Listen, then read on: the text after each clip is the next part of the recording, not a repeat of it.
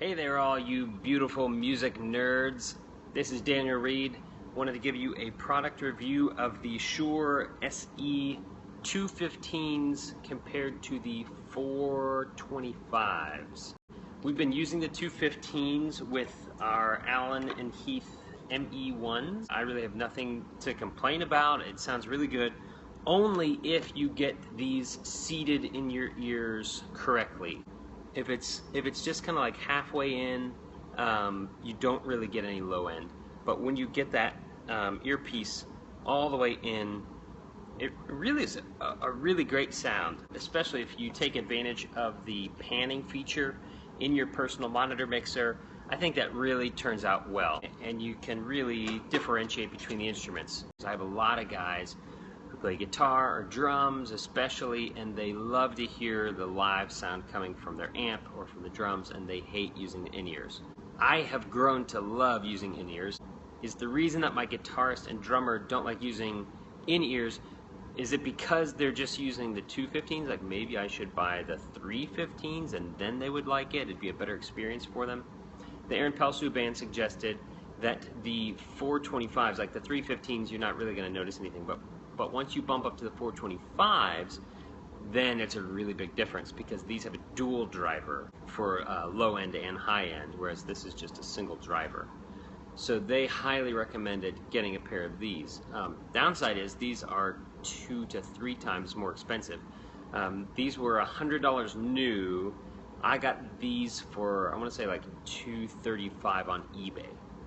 So I went ahead and bought some, and I have to say, I can't tell the difference between the 215s and the 425s. Here's what I did to try and tell them apart, because I wanted to have an unbiased opinion, like, am I doing the right thing here?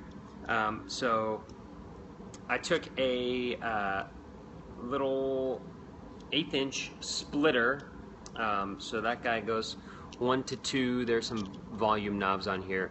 And then I plugged in both sets of headphones into the splitter. I both had the headphones run up to max, and I listened to the same song like 10 times over on my iPhone, plugged this into the bottom, and then just exchanged whichever set of headphones I was using. So I would start with one pair like this, and then I would pull out one ear, put in the 215, pull out the other ear, put in the other 215. So like at some points I'm listening to both of them, at some points I take out both, drop them, put the other two in.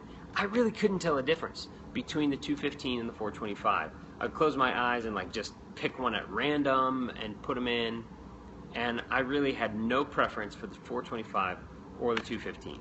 So my advice to you, if the reason you're watching this is because you're considering buying a 425 instead of the 215, they really are the same earbud.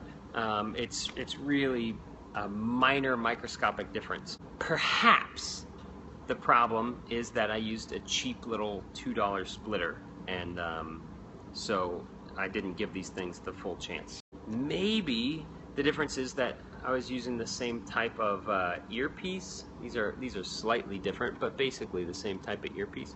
So maybe a molded earpiece really gives you the definition and difference in the 215 than the 425. The band that I talked to, they were just using the regular factory earpieces, so I don't think that's it. My personal take, these 215s, 99 bucks brand new, really pretty robust sound. Compared to the 425s, I would go with these guys because cheaper to replace. You can buy a new driver for 35 bucks. Maybe the 525 or maybe the 535 actually steps up into the next bracket, or you have to really get into the high dollar earbuds to experience that. But these guys do awesome. My personal advice, save the money, go with the 215s. Really great headphone, highly recommend. So I would love to hear your comments. What kind of headphones do you use? What's your experience with the Shures? What kind of earpiece do you use? Do you use molded or customs? So yeah, let's start a little dialogue. I would love to hear from you guys. on this. So let me know. We'll talk to you later.